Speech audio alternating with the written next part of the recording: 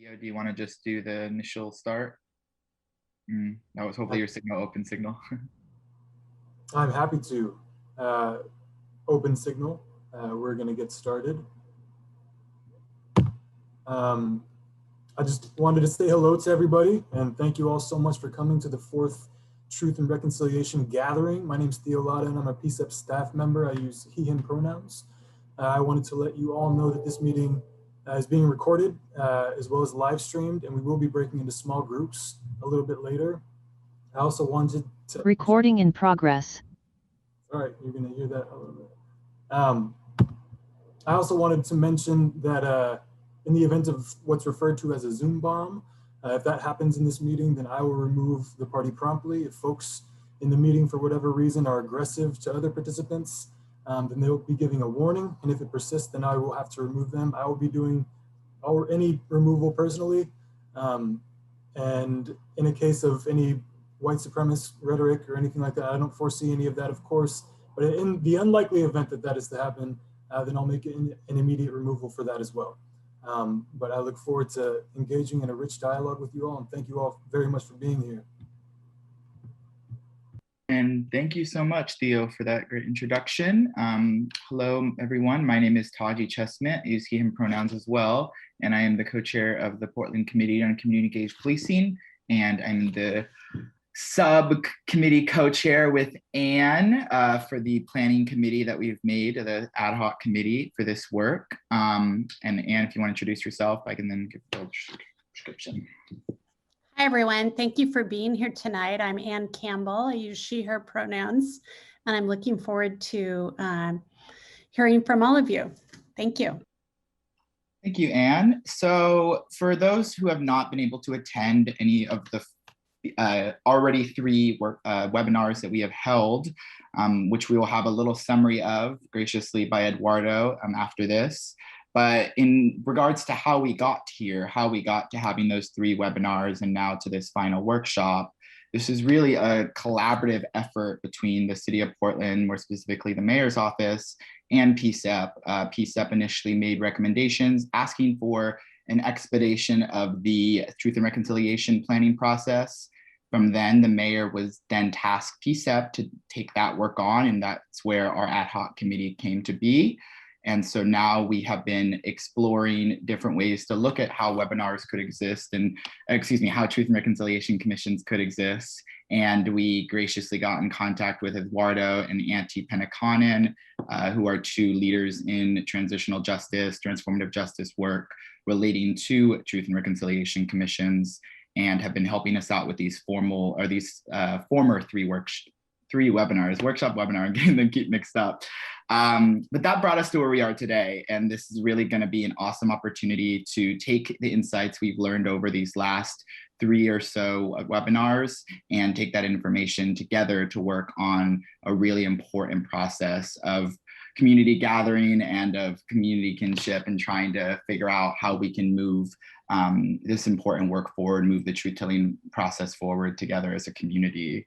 And so with that being said, I'm going to let Eduardo share about the 3 webinars you may or may not have seen already.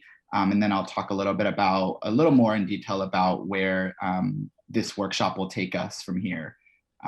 Eduardo, the floor is yours. Thank you so much, Taji. Good night to everyone from here in New York, and I think it's still good afternoon to you out there. So what I'm going to do, hopefully in the next 10 minutes or so, is to go over some of the key ideas that we have revised in the previous 3 webinars. The first one, as you will remember if you have still the poster with the programming, was a discussion about the idea of truth. And why is it that this idea has become so important at this juncture in the life of America? The second one was an examination of experiences of truth commissions. And we had 2 presenters. One was Dave Ragland, who presented an initiative on truth seeking based in the United States. And the other one was Ron Sly, who used to be a member of a truth commission in the country of Kenya. And the third discussion that we had just last week was on the relationship between truth-seeking and trauma healing. So that was the logic. The succession of these topics was, I think, prepared in order to have an organized discussion about issues that are often very problematic, often controversial, but that need to be addressed nonetheless. On the first conversation that we had, we reflected about the fact that this is a country where we have lived a pretty disorienting experience when you think of it. And that disorienting experience has to do with the fact that from the highest spheres of government, false narratives were disseminated, and that believing in those false narratives was considered a marker of political allegiance, a marker of political loyalty. And so what is true and what is not true was a pretty serious political issue. And that should have made us reflect about why is it that truth is so important in a political community. One of the important things here is to reflect on the fact that truth is, after all, a narrative we agree on as a group, as a society, as a collective, on the state of the world, on what happens out there. And if there is no agreement, then certainly society loses its parameters. And clearly, we start living in, as we have seen in the last few years, parallel worlds, parallel realities that make polarization and that make confrontation perhaps inevitable. So politically, truth is very significant and very important. To know what is truth in history, to know what should be considered the right memory about our history and about the facts that we experience has an enormous political significance. It is impossible to have harmonious and a workable political community, certain basic agreements on what we consider basic political values without agreeing on some basic elements of truth. This is, after all, a country that in its Declaration of Independence affirmed that there were certain truths that were self-evident. When this element that we may consider self-evident is systematically attacked, then certainly the body politic suffers and polarization may become violent. But not only that, truth is also significant because at a personal level, at a psychological level, the narrative about what happens, about what is truth, is part of who we are. And this is particularly important for communities and for persons who have been excluded, marginalized, and harmed. The fact that people need to tell their stories, the fact that survivors need to tell their stories, tell us about the importance of truth for these persons. Telling their stories and being heard respectfully, being believed, is fundamental to start healing. It's fundamental to have a basic measure of individual and human dignity.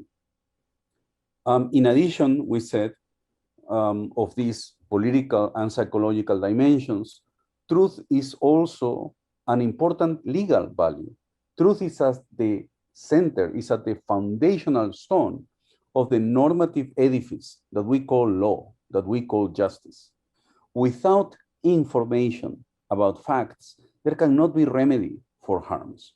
There cannot be justice against perpetrators. There cannot be reparation for victims. There cannot be information about what happened, and there certainly cannot be solutions and reforms. So truth has those values at those three levels at the very least. At the political level, in the sense of giving us a basis that we share as a political society. At the psychological level, providing a sense of integrity and a sense of respect and healing. And at the third level, a legal level, as providing the basis, the instrument for obtaining remedy for human rights violations. As we saw in the second discussion, implementing the search for truth in a practical way can be extremely complicated. What we saw in the experiences of Ferguson, Missouri, told by Dave Ragland, who is now with us, and Ron Sly in Kenya, truth commissions emerge in societies that are deeply divided. Truth commissions do not emerge because society is doing great. They are created because there is conflict and because there are uncomfortable things to be said, things that some sectors of society do not want to hear, and some other sectors in society urgently need to discuss. That is why truth commissions are created. Truth commissions are not created because suddenly a complete and fundamental change has taken place in society. It's because that change needs to happen and is not happening. That is why commissions are established. And so when commissions are established, we revise two different models that have to do, the implementation of these models, with the particular conditions of this society we are talking about. Dave Ragland talked about a truth-seeking process that emerges from below, so to speak, from society itself, in the absence of political will by power. So truth-seeking as speaking truth to power. From a coalition of civil society organizations, the academia, religious organizations, victims and survivors, their families, their communities themselves, creating platforms to tell truth. And I invite everyone to revise, if you have not done so, the website of the Truth Telling Project, so you can see what kind of effort that became. On the other side, Ron Sly talked about an official effort, that is, an effort created by government in the country of Kenya.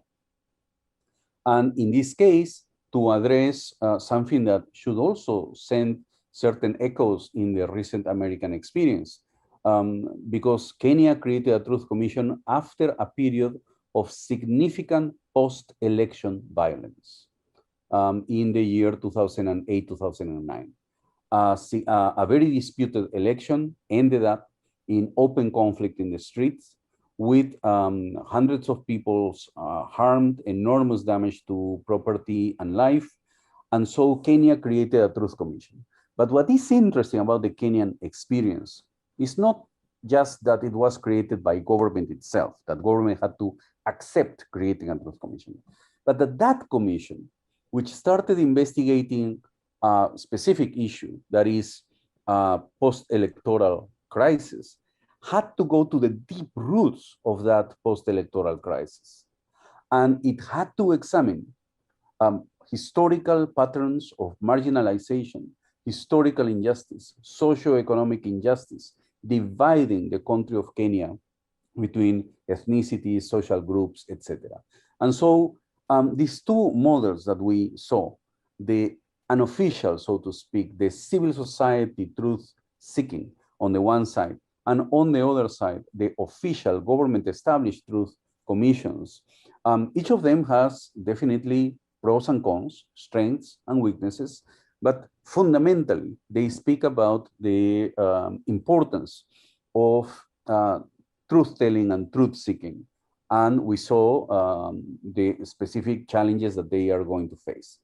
On the third session, that was led by Antti Petikainen and Colette Rausch and a number of other colleagues, what was significant was to explore something that we had mentioned in the first discussion.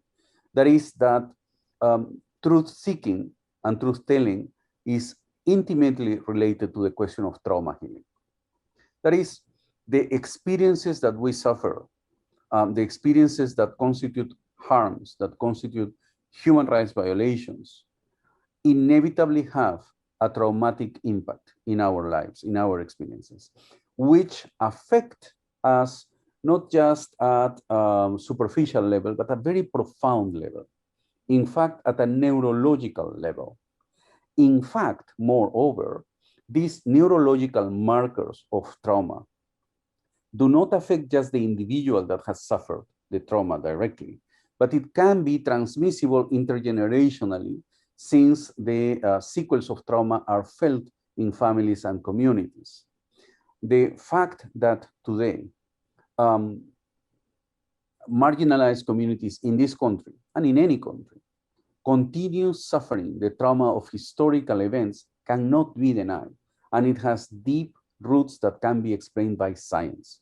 So the depth of trauma is probably surprising, but science has confirmed that trauma is indeed intergenerationally transmitted and that has deep markers in our neurology itself. We heard from participants in that conversation how discussing the truth and having the truth heard and circulated, this element of validation can be extremely therapeutic. Family histories are, because of that, so important. Historical clarification is, because of that, so important. Any act that looks into the facts, even though it's painful and difficult and embarrassing and shameful and probably unpopular, those acts, if conducted in a respectful manner, if conducted in a controlled therapeutic process, are elements that can help face the consequences of trauma. So this is what we have seen. This is the arch that we have followed in this narrative the last 3 weeks. We examined why truth is so significant and so politically consequential in America today. We examined how concretely countries and communities in the US and abroad have used the model of truth-seeking, truth and reconciliation commissions are usually called, in order to create a collective effort at building the truth. And finally, we explore with more depth about how is it that seeking the truth can have a significant therapeutic effect and a significant effect on healing. So that is what we did. And what we are going to do today is a logical continuation of that discussion. What we are going to do is to try to use the concepts, the instruments that we have been exploring to address the realities of your own community, of your own city, of your own experience, and to wonder whether the instrument that we have examined, called truth commissions, may be of use in this particular experience, not as a panacea, not as a magic solution, as a magic wand, but as an instrument in the way towards the overcoming of marginalization, racism, and injustice. So thank you so much, Tayi, for that. Thank you. I'm trying to, let me unpin you so you're not stuck in the front of everyone. Nope, remove spotlight. Okay. Sorry, I never spotlighted someone before. Thank you so much, Eduardo, for providing that overview, and especially as it got into even newer topics and newer ways to think about truth-telling, the importance of it, how it affects different communities, and for sharing some of David's work. From here, we are almost ready to go into the breakout rooms. I really just wanted to share, first and foremost, I forgot to acknowledge some of our key partners in this work. First and foremost, the PCEP staff who've been supporting our work here. Wait, I don't know how much of that I was muted for. You just started, you're fine, go ahead. Okay, cool. And I'd also really like to thank the PSU's National Policy Consensus Center. They have been a really great asset and support for us, connecting us to Eduardo initially, and being really awesome support systems for us as we've been planning, and to Oregon Humanities, who's really helped out with today's specific session. Rachel has been helping us out, and then Laurel, Manuel, Kirsten, and Mika have all been really amazing folks from the MPCC team as well, supporting us. So thank you to their work. Thank you, Eduardo, again, for sharing that summary. I wanted to lightly share a little bit about the final report. First noting that today's workshop will engage everyone in this room in different breakout rooms, and we'll talk about that in a second, but we'll be pulling ideas and phrases, using them anonymously in the final report. If you have any problems with that, please let us know and we can make sure to omit anything you say. And then I also wanted to then mention that our central questions going into the final report will be focused on what does the community of Portland need and need prior to forming a formal Truth and Reconciliation Commission, and how can PPB also be ready for such a process. And that'll be our focus of the work, is really on police brutality and the trauma and impact on BIPOC communities. And then I'll talk about the timeline in the after we've done the breakouts, and talk about next steps as well. And so from here, I will describe the breakout rooms while they are put together by Mika. So basically, if you are at our Corp Patrol work session, sort of similar to that, we'll be breaking out into rooms and have a series of questions with some awesome facilitators. Everyone will have an opportunity to answer them. We'll have 40 minutes in the breakouts in total, with I believe 4 to 5 main questions to be guiding everyone. And we'll also have a note taker from the NPCC team, and then we'll just need to identify who will want to share out once the breakout rooms are finished. Is there any questions for me or Eduardo? Anything that would be helpful for folks going into the work session, or excuse me, into the breakout rooms? No, okay, great. So whenever, Mika, you're ready, you can. Okay, so it's ready. Okay, so group 1 gonna be Manuel and Taji, and group 2, Anne, Eduardo, Laurel, group 3, Kristen and Theo, and group 4, Lakiana, Jenna, and Judith. And the rest of the participants, just I randomly just put in the small groups. Okay, so if everybody is ready, I'm gonna send you all to the break room. Thank you, Mika. Ready? Yes. Okay, here we go.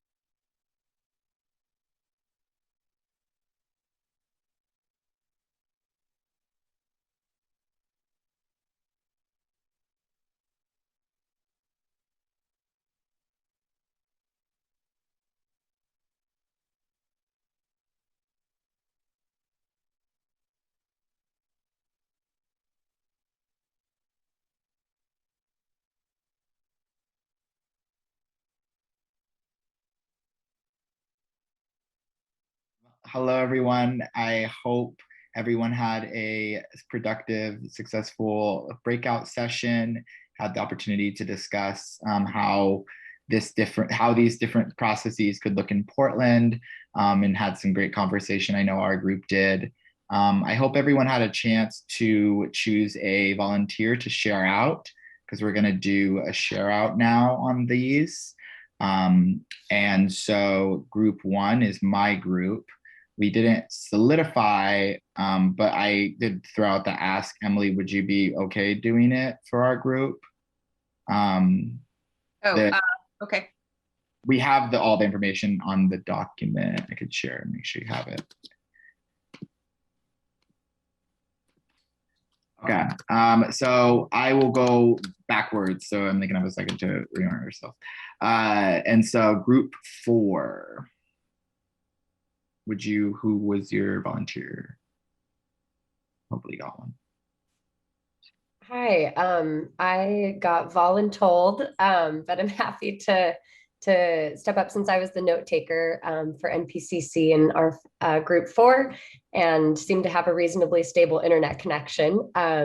So our group primarily focused on, with the first question, identifying the various communities in which whose stories needed to be told around Portland. And so there was a extensive list of those respective communities, and then also a breakdown of certain communities to deeper levels that exist within them.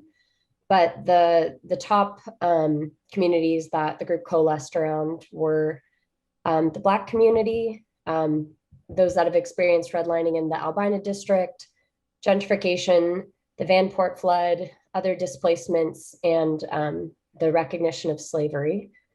And then also those with mental health issues and those experiencing crisis, as well as the Native population. There also was an acknowledgement from the group that there is a lot of intersectional identities, people that are a part of one community experiencing trauma and injustice that also exist in another, and that sometimes drawing those lines is not always the easiest thing to do, but does need to be acknowledged. Additionally, those missing from the table, city leadership, elected officials, the police department, general public safety providers, Native Americans, and those in power currently or formerly that have been in positions where harm was inflicted. And then for question 3, to envision a truth-telling process, the process would be intended to serve healing, and then also to include education and empathy before listening to stories. And we didn't quite get to number 4, and I don't know if Lakiana wants to jump in case he's got anything else to add on to my notes. No, that basically covers it. With question 1, with all those groups, we just kind of pulled apart the different communities first, just to see which ones existed, and then kind of decided which ones felt most pressing without trying to make it awkward and rank the oppression. So that's the only piece I would add to that. And we would have got to question 4, save for some wild internet circumstances. Thank you so much, Jenna and Lakiana. Group 3.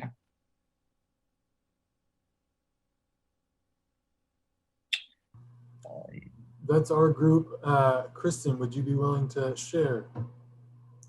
Sure, I'd be happy to, and would love any backup folks if I don't get it quite right. So what stories and whose stories are the most pressing? A couple of themes arose. Definitely Black and Indigenous people were highlighted, and there was also houseless or homeless population, as well as those experiencing mental illness. There was a question of what can be done to elevate those stories that was posed to the group. And the group felt like it was important to go into communities to get that feedback instead of waiting for groups to come or communities to come to places of power. There was some resonance around the fact that communities really are already telling their stories, and that people in power have the data that tells them, that there is a problem, and that there was a question asked: if there's one side that is not hearing the stories, then what can we do? In response to who is missing from the table, there was comments that we should all be participating, that there was different ways or avenues that potentially that could happen. And there's this recognition that people have been trying to participate, to be at the table, but that there was this feeling that there's a sort of polite listening, but not really hearing, and that there seems to be a struggle where not an agreement on what is the collective truth, that folks are coming from different sides with their individual truths, and that in the US, we did not come as one, that we were sort of divided in the first place, and that's one truth. But if we can't start there, then how can we move on to the next truths that need to be told and heard? For question 3, around envisioning a truth-telling process, there was some comments about how the arts could play a powerful role here. There was a mention of a project called the Work of the Red Door Project, where actors tell their truth on stage, and there were some people who had experienced that had moved some officers who had experienced that. With regards to the conditions that would assure a trustworthy and legitimate process, some felt like there needed to be a separation between the truth-telling and the reparations, for fear that people might have expectations of something that can't be delivered on in terms of reparations. There was also a resounding sense that there needed to be resources and support provided, create supportive and safe spaces for people to engage, that we don't re-traumatize people. And then there was the comment that the truth-telling was important, but we really need to have a structure to do something about repair, so the relationship building and repair can happen.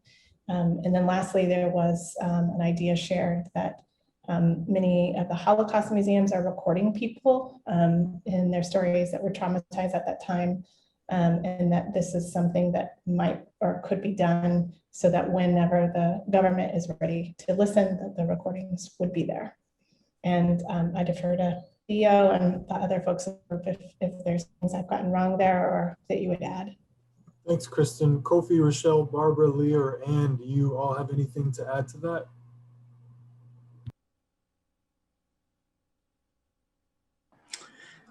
No, it's very well summarized. Thank you, Kristen.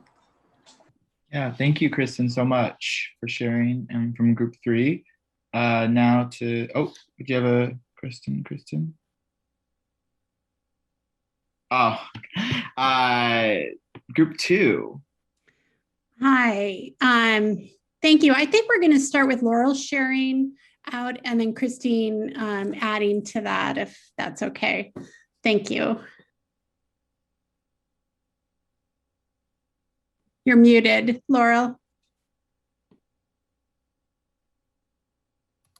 Great. It was a great discussion, and I tried to capture what I could. And I would say, so under the first question, what stories and whose stories of injustice are most pressing to be told right now?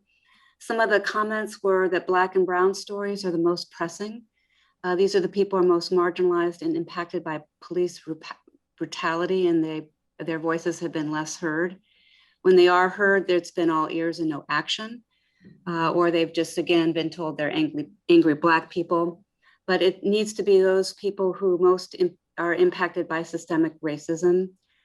But at the same time, there was a lot, one of the themes is that as people of color, we've told our stories over and over, And there's a reluctance to want to open yourself up again. We need the police officers to do their own internal truth telling before they are willing to open up again. And that was really an important theme that came up throughout the discussion. One question that also needs to be answered first would be, if you've never experienced this kind of systemic racism, how would you know it? How would you recognize it if it's not directed toward you? The other theme was that we need to have a change in the response to racism, not in the telling of the story. How do you get a changed response to information that may already be available and out there? There was a sense that we have lots of information out there. It's more about how do you create the conditions for a different response. But also another theme was important to have the white community not tell the Black community or people of color what they need to do, that it really has to be directed and led and owned by their own community and own community, that we can do it ourselves. We need funding and money to get our community better. And what they don't want is a white savior mentality. So that was a theme on the first question. Who's missing from the table? Who's not participating? Who should be participating? One of the key themes is being super supportive of the voices of young people, that they're heard. In 10 to 15 years, it's the youth who are going to be impacted. They need to be at the table. They're the ones going to protest. And as part of that, there needs to be a safe environment for the youth. Having the police and those collaborating with police could put their kids in danger. So again, creating safe spaces and advertising it is going to be important to get people involved.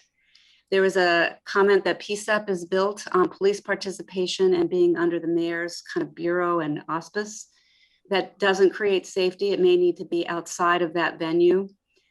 Could be important to have people who've been involved in gun violence and gangs who can be involved in saying what the community should look like and creating a new vision. Again, safe environment is going to be critical. There were some questions about mom and pop shops are hurting and needs money to be rebuilt their community. A lot of questions as white person. I don't know how to get people at the table. Maybe if the presence as a white person might discourage people from coming, you may need to limit who comes and who shows up. And again, it may be important to set it up so people of color are running the process.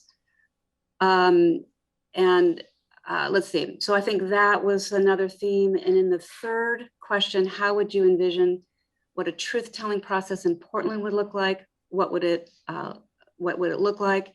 There was an example, and maybe Christine can fill this in, about a truth-telling in another department that could be an example of what particularly the police need to do in terms of their own internal truth-telling process.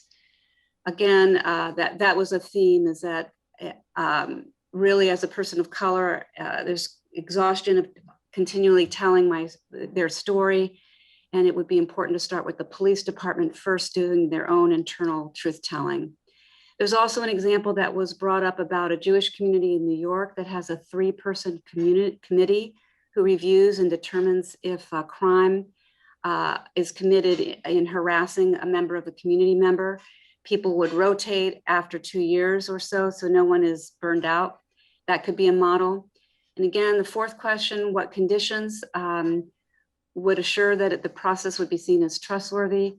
Again, it was brought up the 3-person committee structure, but also it had to be safe, accountable, transparent, and an exception and acknowledgement that harm has been done. So those were the key things that I'll turn it to my committee to see where the things that I missed. Thank you, Laurel. Is there anyone want to add anything to that? For time's sake, we're going to keep going to try to get through this before but thank you for that really good recap. And then now finally just group 1. Emily, you have the floor. Okay, I'll just report out from this document from group 1. And then we had some participants who are from Portland and some not. So I'd really encourage you guys all, I know we're short on time, but to chime in. to help emphasize things at the end of this. Question 1, what stories and whose stories are most pressing to be told right now? People who've had negative interactions with the police based on many different things, communities of color, people who've experienced mental illness, unhoused populations, recognizing intersectionality there. We came up that there may be a particular segment of that possibly this process of interactions between the police and racial justice protesters, especially over the past year, and stories that have been least responded to in a helpful way are stories that need to be told. The question that came up of who needs to hear them and how could this kind of effort bring more response to people with more power. So some of the same themes we've heard from other groups. We didn't get to the question of who is missing from the table specifically, although that was threaded through some of our other conversation. So number 3, how you envision what a truth-telling process would look like. We talked a lot about public versus private sessions, access to it, publicity, narrative, and transparency, building in the recognition about creating safe spaces and also public trust. And the more that's private and the less that's known, the more difficult it is to build public trust. We did talk about safe spaces and demographic and affinity group sessions, recognizing that that was mentioned in one of the examples from another country that was discussed earlier. There's experience with the police chief, the mayor, the police union lying or shading the truth, and the notes say, but we still need their interaction in the process in an interchange, and that there may be some concern about the legal accountability side of things on the side of the city. And I'll just add to that, in my recollection, there was some internal back and forth, how much are people ready to hear members of the police force and in what context. So that's something that clearly needs more discussion. People who talk from the I experience for sure. And we talked about, this came up in another readout in a way, but figuring out a way, creating a space or training or something where people can think in gray areas and have the skills to speak in grays, so that there's a possibility for whatever comes out of this, if it's formed, to not be like, this side, that side, which is a very familiar public narrative. And so private conversations came up as something to look at. What conditions would assure that it would be trustworthy? Possibly a truth commission versus a truth and reconciliation commission. The mayoral role is important since he's very controversial, but someone mentioned this group is underneath his auspices. So the best role for him needs close thought. The PPB needs to answer why there are so many killings. Why do they feel the need to use force that they do? The military nature of the response. What's the justification for military equipment used by the Portland police? There's a discussion of connecting with other groups or states to have truth commissions and some specific people to connect with. Creating legitimacy and trustworthiness. We discussed how words are often not enough. Behavior has to change, behavior of local government. And some concrete actions that came up in discussion were voter approving a measure to transition funds that are now with the police bureau to alternative responses to certain things such as mental health crises. One other form of action can be punishing officers for particular behavior, and building trust as having the police bureau not just sitting in our community meetings, on community meetings, but doing something as a result. And transparency came up again in that conversation. Thank you so much. I was kind of going with you. I was like, oh, I'm sorry for you up so much, because we did go through a lot and put the notes in quite like bullet point form. So apologize. It was a little hard to go through, but thank you, Emily, for that great recap. So we're a little bit over time. I do want to reiterate and thank the NPCC And I also want to thank Oregon Humanities, OEHR, there's this lightning. And I want to now talk lightly about the next steps, which is just to talk about the timeline. So I'm going to put it in the chat for folks who want to save it. As I mentioned, we've discussed this will go into a final report that we'll be working on. So here's the timeline based on like from today onward, basically. And this is a proposed timeline, things could change, but the goal is to have a formal writing process for the report throughout July. I said formal for a reason. And then in August, presenting a draft to the August PSEP meeting. And then a month later, September, having a final draft ready to vote on at the board meeting, and also discussing a formal presentation to City Council at that point.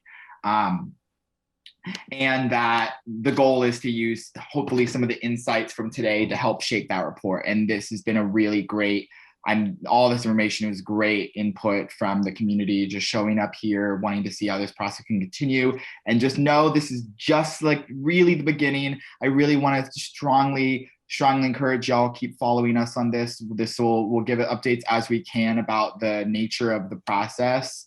And as Anne put her email here, if anyone wants to be involved in the writing of the report or wants to engage on it, the whole point of it will be to better basically distill today's workshop plus the general snapshot of where the community is at in regards to the forming this formal process, and where we can and how we can get to the point to being ready for that. And so I really just want to reiterate, thank you everyone for coming out, taking your afternoon with us. And this is just beginning. The timeline, as you may see, is impending, new stuff happening every week. So please stay in contact and engaged. And once again, thank you. And I hope everyone has a great afternoon. Thank you, everyone. Thank you.